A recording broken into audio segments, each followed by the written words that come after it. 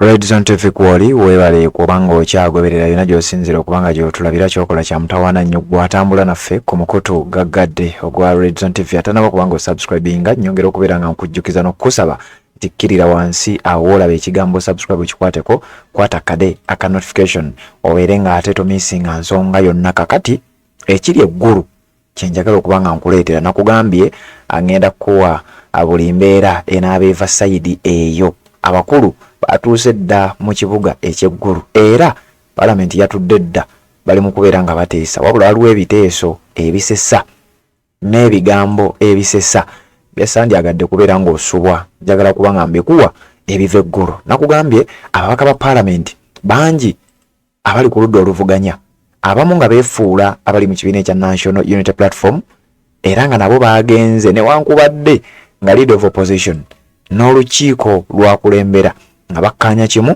kya ffe tetugenda kwetaba mu kwonona ssente ez'omuwi w'omusolo omuntu asinze okwewuunyisa abantu mu kibuga eky'eggulu nga palamenti etudde ye mwami Abedi Bwanika bwe yeekwata zisserefi nga bw'oyinza okulaba ekifaananyi ekyo bw'ayogera ebigambo ebitakwatagana wabula wabaddewo akanyomero akakweyanjula nga mu kweyanjula kuno omubaka obadde oyogera ensonga zo oyogera amannya go oyogera constituency gy'okiikirira noba olina ensonga enkulu gy'oyinza okuyisaawo n'ogyogera abamu ku beeyanjudde ngenda bakuwa kubaddeko Abedi Bwanika ekyewuunyisizza ennyo kubaddeko Kazibwe Bashiri Mbaziira yakoma ddi okwogera mu parliament wakoma ddi omuwulira era mu kwogera kwe ategeezezza nti am a proud member of the National Unity Platform njagala kubanga mbikuwa obyewulirire bulungi nnyo mukutu gwa Red Zone TV sebamulire Patrick Nzendiwo kanzije mbere nga ate nkuwa bino nga bwe bitambudde nga bwe babyogedde era nga bw'olina okubanga obiwulira sooka osubscribinge bw'oba tonaba kubanga osubscribinga gwamaze genda otuwa ekigalo kubanga bwentera okugamba nti gy'okoma okusaba okulayikinga oyambako information okubanga etambula omudido guli eri ababaka batuuse dda abamu boogera ebitakwatagana n'ebituuse ku Theodore Kubo nabyo ngenda kukozesa mu mboozi eno sooka osubscribinge nga bwenzija tubeere nga tweyongerayo. Assalamu alaikum wa rahmatullahi wa barakatuh. Amanya n'eddoboozi Haji Abdu omusomi w'eddua nkola ku nsonga ez'enjawulo emirimu nga gikutataganyeko ebyenfuna byo nga bidobonkanye ne oba oli bweru wa ggwanga emirimu gya kutankalanako jangu kusomere ku ddua okubeda nedda eddua zaabaawo eddua zisomibwa omuntu n'oterezebwa mu mbeera yonna ebadde ekwesibyeko ekusibyeko akanyaga nina ekyoto kyensobola okukumira wadde oli bweru wa ggwanga nga toli kumpi wano n'ofuna omukisa ogwo nawe n'osomerwako ku ddua nga nkuteddeko n'akabaani Allah ajja kukusaasira ajja kwanukula kuba ku namba yange y'essimu 0752 44 71 56 ne ku WhatsApp kwendi mpereza obubaka sobole okukuyamba. Assalamu alaikum wa rahmatullahi wa barakatuh. Kale tukyagenda maaso n'okubanga ate tukutuusaako ekiva eggulu abasajja n'abakazi abakulu gye bagenze okuba mbu nga bateeseza era bwezimu ku nsonga ez'enjawulo tezirina kuleetebwa. Omubaka amanyiddwa nga Honorable Theodore Sekikubo ono nga yakiikirira abantu be Lwemiyaga. Sekikubo alina ensonga ye gy'abadde aleese ku fulo ya palamenti. Jjukira ono Sekikubo ne banne be bamu ku babadde batembeeta ensonga ya miliyoni 5 nga Sekikubo era bw'ayimuse okubaako kyayogera ategeezezza sipiika nze eyakulembera petition gye twali tuleese ey'okuŋŋaanya emikono tugobe abali b'enguzi nga bano bakulemberwamu ba commissioners okuli Mathias Mpuuga, Solomon Sirwanye ne bali abakyala ababiri. Ensonga eyo nze nagikulembera. Njagala okutegeeza Anita Amongo mu bukambwe obw'ekika ekyawaggulu ategeezezza Sekikubo nti ey'ensonga tunagyogerako lulala naye Mathias Mpuuga yagala kumujja mu office ngani tetujja kubanga tumujjawo ngena Abedi Bwanika bwe yeekuba zisserefi ate nga bwapositinga ku mikutu gye egy'enjawulo kati gwampuliriza ku mukutu guno ogwa Red Zone TV njagala okutegeeza nti embeera nga bwejja bwe ngenda okubanga njikuwa kankuwe ku bigambo bya Abedi Bwanika bye yayogedde eggulo ne byazzeemu kati mu maaso ga sipiika ng'ategeeza nti sipiika leader of opposition tazze kyokka nga yeerabidde nti mu ssemateeka leader of opposition tasigirwa era tasobola kugamba nti ate kaataliiwo ate waliwo gundi wabula ayinza kuba chief whip yayinza okubanga addira mbigere leader of opposition watali wabula wulira ebigambo Abedi Bwanika byayogedde oluvannyuma nze gye nkuleetera omusajja kabula dda amanyiddwa nga Honorable Kazibwe Bashir Mbazira naye akawaŋŋamudde bw'ayogedde ebigambo ebyewunyisiza buli omuwulirize bya Abedi Bwanika nze gye tweyongereyo.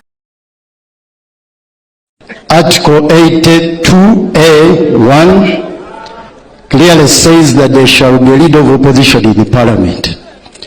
In absence of the leader of opposition, Dr. Abedi Bwanika is able, willing and ready.